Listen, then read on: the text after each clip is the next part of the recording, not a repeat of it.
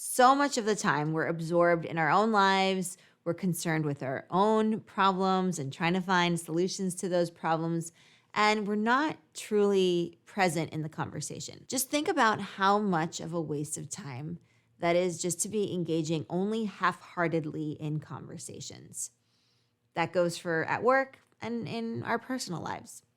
We don't have all the time in the world, right? So we really need to make our social interactions count, particularly the ones that mean the most to us. So today I'm giving you 5 strategies to make the most out of your conversations.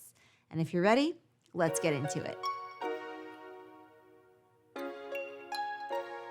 Every time we participate in conversation, the goal is to do that mindfully. That means take the focus off of you and place it on the conversation partner. What is the person saying? How is the person saying it? What tone of voice are they using? What body language are they using? What expressions are they using?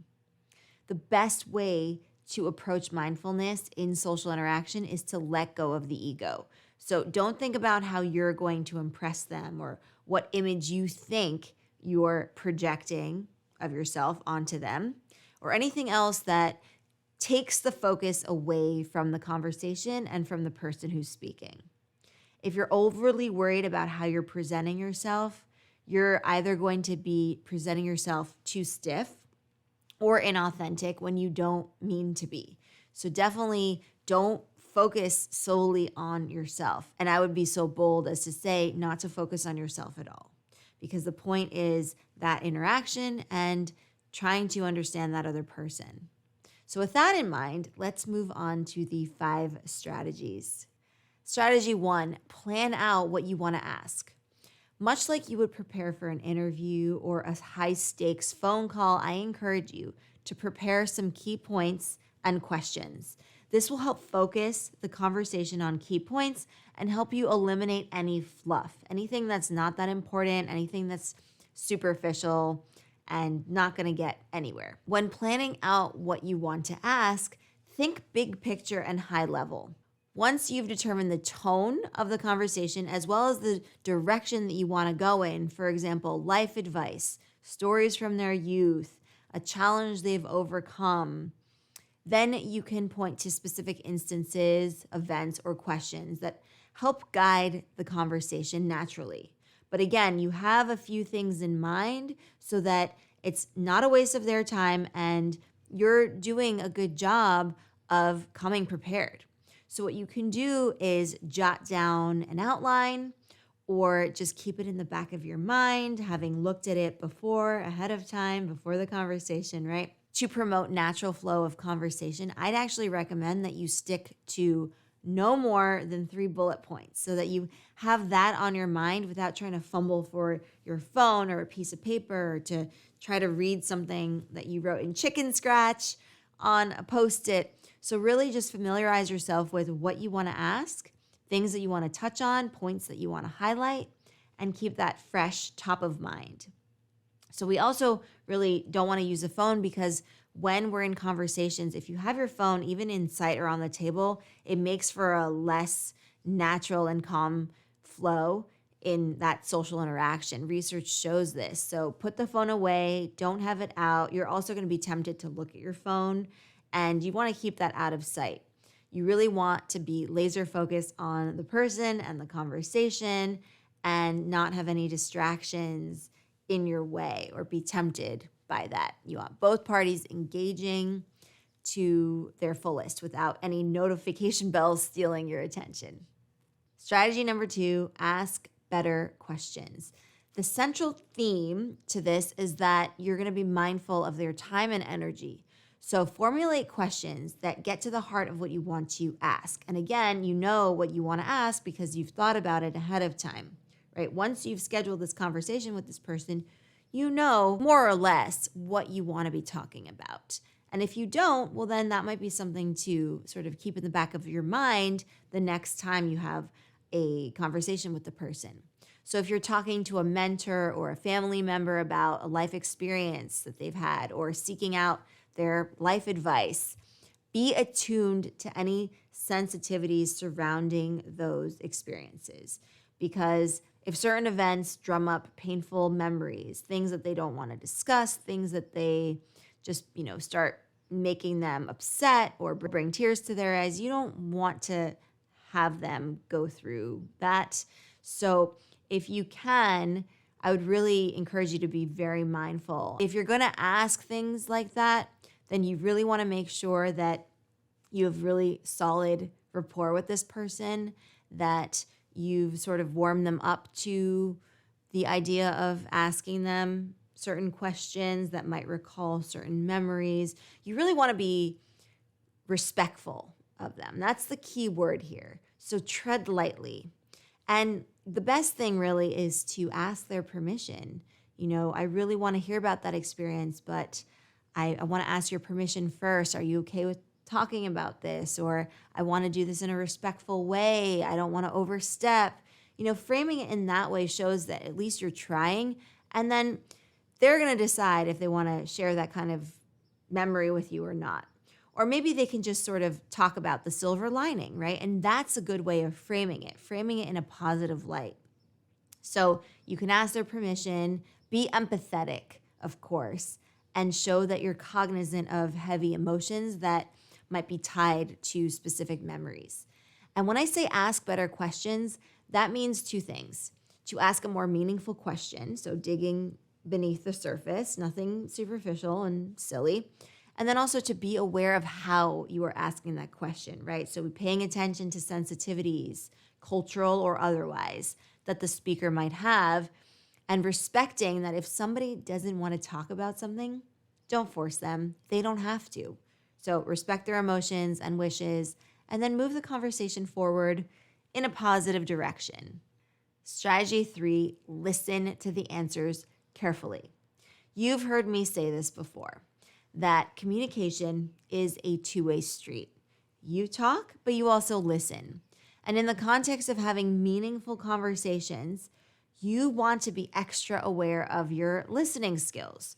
Be sure not to overtalk, and in fact, make it your goal to listen more than you speak. When you do speak, you can think of good segues and connectors to expand on what's been shared, asking an elaboration question or a clarification question. So really thinking about what are the next steps? What's the next possible thing that they can say that connects and ties into the central theme of the conversation? And that brings me to the next strategy. Strategy 4, find good follow-ups. Because you're doing such a great job listening and you're really fully engaged, you'll have no problem thinking of what to ask next. And since you can't necessarily prepare your follow-up questions ahead of time, as they're unfolding naturally and they're contingent upon what's already been communicated and what's been shared, what you can consider is big picture themes. Those are potential directions you can take the conversation. For instance, what were the teachable moments? How did you grow from this experience? What motivated you to pursue XYZ? What were you thinking at the time, if you can recall? So coming up with high-level follow-up questions is something you can prepare ahead of time, but the best thing to do here is to be plugged into the conversation and the tone of the conversation, and then you'll find those follow-up questions naturally. In fact, they'll come easy to you. The way you can tell, the easier it is to ask a follow-up question is tied to how well you were paying attention, meaning how well you were listening. All right, strategy 5, show up ready to learn. Be receptive to their ideas, their insights, their advice, their lessons learned, and be ready to soak up the wisdom they impart on you. Keep judgment out of the equation, as we always say, and listen with empathy and compassion. If you don't understand something, then ask another question. There's no harm in that, provided that you're doing it in a respectful way, of course. And when you're showing up to learn, no question is too silly and no idea is too small. So keep that in mind. Receptiveness is about opening your mind and expanding your worldview. It makes for a better conversation experience.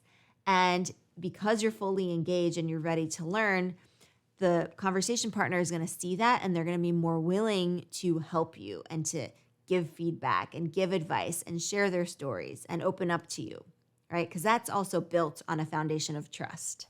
So we discussed 5 strategies to position yourself better to have meaningful conversations. Most of the time when we have conversations with people, we are so preoccupied with our own lives and our own problems and our own solutions to those problems that we are not fully present. Just think back to the most recent conversation you had. Were you fully present and mindful, or were you thinking about what you were going to make for dinner later?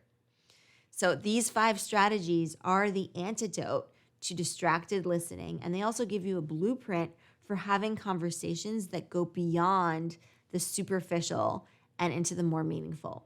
And so I encourage you to give these techniques a go in your next conversation and just keep trying them out. The more you use them, the better you will get, and the more second nature they will come. So they'll just happen naturally as you're having conversation, as you're doing social interaction. You won't even have to think about active listening and asking good follow-up questions, because they will just happen with practice, of course. All right, Explearners, that is it from me today. Thank you so much for joining me for this lesson. I do hope that you enjoyed it. And if you did, please give it a big thumbs up if you're watching here on YouTube. And if you're listening to our podcast, then make sure to leave us a nice review. That really helps us out, and you can leave up to 5 stars. So we appreciate that so much. And if you are interested in reading this as a blog post, then you can check out our transcript of this lesson, which is on our blog at explearning.co/blog. And while you're there, you can feel free to sign up for our newsletter. It is 100% free, and you'll get newest lessons from us, as well as lessons from the archives on any Explearning lesson that will help you enrich your lives, both personally and professionally. And if English is not your first language and you would like to improve your pronunciation in English and your speaking skills in English, then be sure to check out advancedenglish.co and our Advanced English podcast, which you can easily search wherever you listen to your podcasts, and also our YouTube channel. So be sure to check those resources out as well. All right, I will see you in the next Explearning lesson. Until then, keep up the awesome work, and I will see you soon. Happy Explearning, everyone.